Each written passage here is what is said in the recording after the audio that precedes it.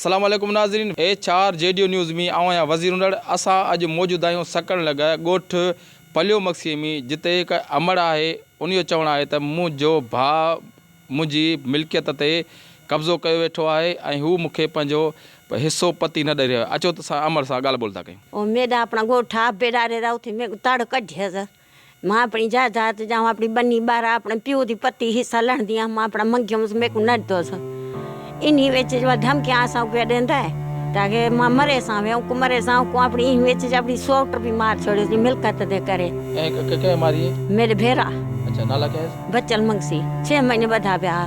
पीछे छोटा आया अपनी बनी बारे वाला हा दे अपना छोटा आया। हाँ मैं को भी माना खबर है मैं को धमकियां वदा रहंदा असां मारवे सा जा मेरे मुंस को जा पुट को जा के को अखे ना वदा मरे सा ने मां गरीब है मिस्कीन मानू मजारी मन लुक था मदरसे जा पैया उन्हीं दी मन मिलकर ते मां थे सलण दिया मां वडी भेण ने अपनी मैं को अपना कुरान शरीफ ते लिखया ले थे ना अपनी मां न्याणिया को अपनी दीती गई करो मैं को नहीं देंदे मां 40 साल उते बैठी हमने मना ते दाई हमने कुकम जरी मैं को कढियो ने लोधियो ने पीछे में अपना जो हिस्सा है मारे को लण दिया अपना प्यो दी पति जो अपना देवन ना तार को आख भला वो मैं को घनवा देवे मीर ना तार को अब मेरा भेरा के ना मां मीर ना दर्द खास मानू है मेरी अपील कर मेरे अपना भेरा का मेरा हिस्सा हुए मेरे को मेहरबानी कर मेरे को घन देवे रईसा जाऊं फैसला तो भी नहीं पे खड़दा पीछे उन मां अपील पे करेंगे अमीर ना दारू जो मेरा फैसला करे मेरे को हक गिनवा देवे। अच्छा हिते जे जेके वडेरा ने हिते जा खडर जा सकरण जा जे आसपास जा जेके वडेरा रहंदा उन के ता दायो हां हां बा उन को मां आख्या उन छा जे उनी दे सड ते भी नहीं आंदा वो रईस गुलाम रसूल दे सड ते ना आया वडेरा दे सड ते फैसलो रखेलो हो जा। हां हां फैसला रखेला उन दे सड ते ना आया। अच्छा केर बनायो? मेरा भेरा बचल मंगसी।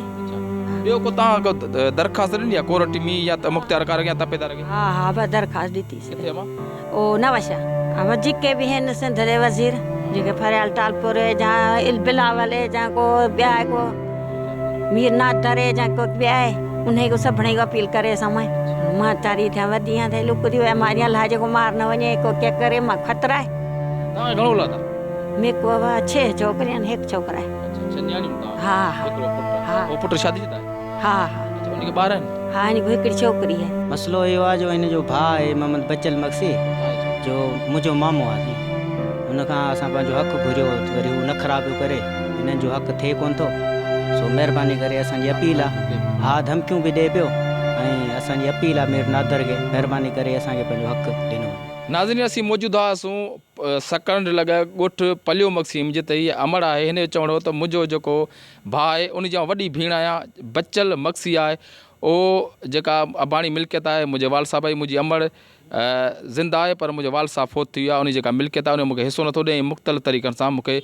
धमकियूं ॾींदो थो रहे। हिन जो चवणो त इन मिल्कियत जे ख़ातिर हू अॻु में बि पंहिंजी हिकु सॻी सोट खे क़त्लु करे चुको आहे ऐं हू जेल में बि वञी चुको आहे। अमड़ जो चवणो अमड़ आला इख्तियारनि खां वज़ीर आला सिंध बिलावल भुट्टो ज़रदारी SP नवाब शाह ऐं हिते जे चूंडियल नुमाइंदनि ऐं वॾेरनि खे पिणु अपील कई आहे त मूं सां इंसाफ़ कयो वञे ऐं मुंहिंजी ज़िंदगी ख़तरो आहे। कैमरामैन शान सां गॾु वज़ीर उंडड़ HR JDO न्यूज़ सकरण।